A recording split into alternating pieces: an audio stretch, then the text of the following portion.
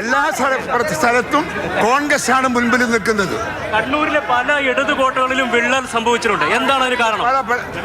അവിടെയൊക്കെ ഇടതുപക്ഷത്തിന്റെ ആളുകളൊക്കെ കോൺഗ്രസിലേക്ക് വരികയാണ്. കണ്ണൂർ ജില്ലയിൽ ഒരു പ്രത്യേകമായി കോൺഗ്രസിന്റെ താല്പര്യം കാത്തു സൂക്ഷിക്കാൻ CPM-ന്റെ ആളുകൾ പുറപ്പെടാൻ തുടങ്ങിയിരിക്കുന്നു.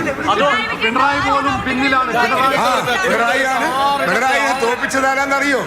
നമ്മുടെ യൂത്ത് കോൺഗ്രസിന്റെ നേതാവാണ്. തളിപ്പറമ്പിലും പിന്നിലാണെന്ന് കേൾക്കുന്നു. തളിപ്പറമ്പിലും പുറകിലാണ്. വലിയ കോൺഫിഡൻസിലാണ് കെ സുധാകരനുള്ളത്. VD സതീശൻ, AKG സെന്ററിൽ നിന്ന് ദൃശ്യങ്ങളൊന്നും ഇതുവരെ വന്നിട്ടില്ല. കഴിഞ്ഞ തവണ കേരളത്തിലെ ഏറ്റവും വലിയ ഭൂരിപക്ഷമുണ്ടായ മണ്ഡലമാണ് മട്ടന്നൂരിൽ 3 റൗണ്ട് കഴിയുമ്പോൾ വെറും 818 വോട്ടുകൾക്ക് മാത്രമാണ് VK സനോജ് മുന്നിൽ നിൽക്കുന്നത്.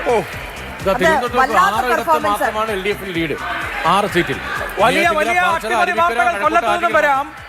കുത്തനെ കുറയുന്നു KN ബാലഗോപാലിന്റെ ലീഡ്. പ്രതിപക്ഷ നേതാവ് ആര് എന്നുള്ള കാര്യത്തിൽ വലിയ ബുദ്ധിമുട്ട് ഇപ്പോഴും ലീഡ് ചെയ്യുന്നു. KN Balagopal in crisis. KN ബാലഗോപാലിന്റെ കാലിടറുകയാണോ? 3ാം round EVM പൂർത്തിയായപ്പോൾ 89 കുറഞ്ഞു. P. Rajeev, MP Rajesh, KN Balagopal, P.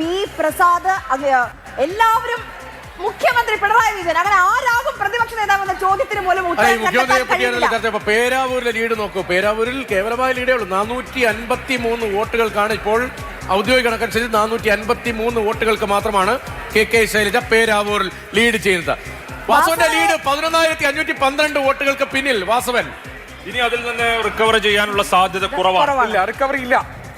ഷൊർണൂരിലും ഒറ്റപ്പാലത്തും LDF lead തിരിച്ചു പിടിക്കുന്നു. ഷൊർണൂരിലെ ഇപ്പോഴത്തെ ലീഡ് 3514. വട്ടിയൂർക്കാവിൽ 2 റൗണ്ട് കഴിയുമ്പോൾ തന്നെ K. മുരളീധരൻ 1246 വോട്ടുകൾക്ക് ലീഡ് ചെയ്യുന്നു. അത് കംഫർട്ടബിൾ ആണ്.